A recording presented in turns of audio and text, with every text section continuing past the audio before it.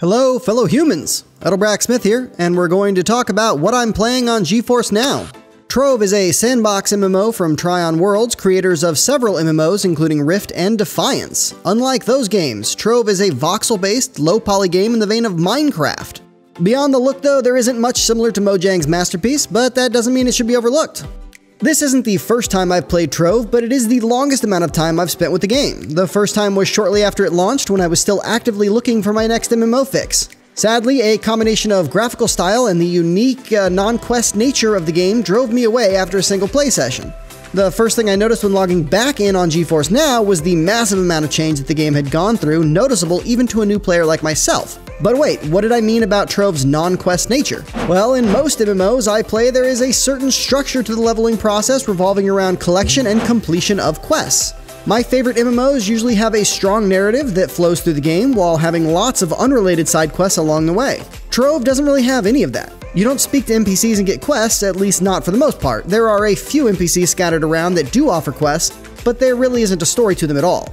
You aren't killing 5 wolves because they're eating the children on the way to the local schoolhouse. Instead, you're mining 75 of a certain block because that's what the quest is. Nothing more, nothing less. Normally, that would leave me feeling like I was doing nothing but grinding, and indeed, if I spend more than a few hours a day with the game, the grind really begins to set in pretty heavily. That is offset somewhat by the wide variety of things I've already found to do.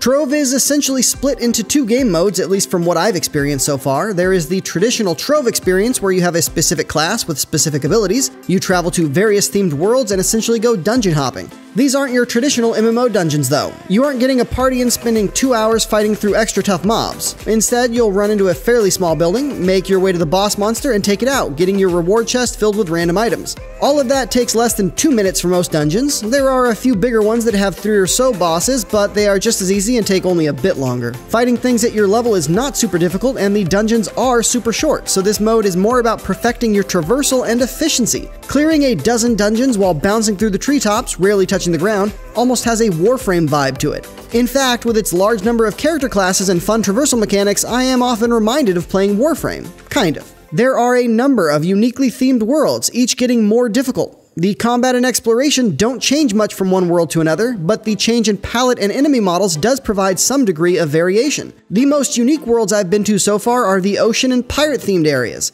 Here, you can fish and even build your own sailboat to get around faster.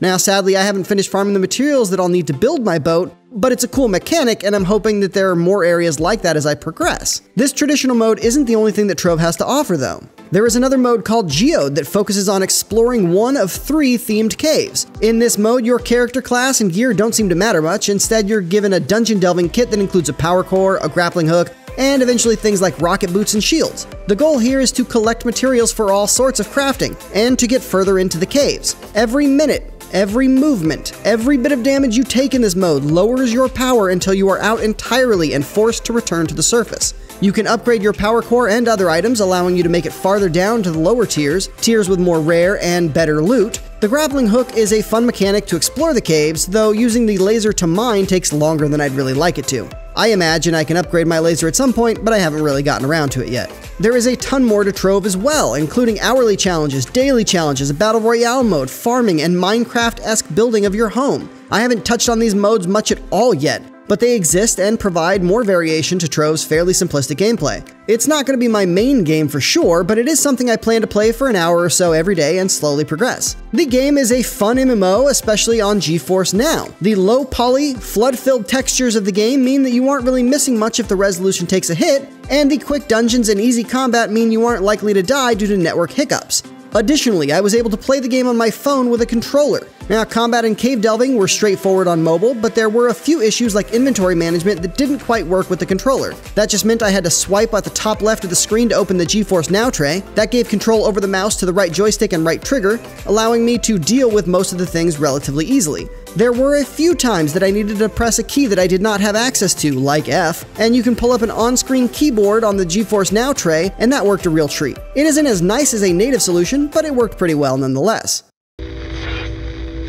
This is not a review of Trove. I'm still a long way off from understanding everything about the game. I just wanted to use this weekly series to tell you what I'm playing on Geforce now, and what problems or conveniences arise because of it. Hopefully that'll inspire you to try out a game on the service, or avoid it if necessary. Geforce Now and Trove both have free options, so if you are at all interested, I recommend giving them a try. That's it for this week. Smith, signing out.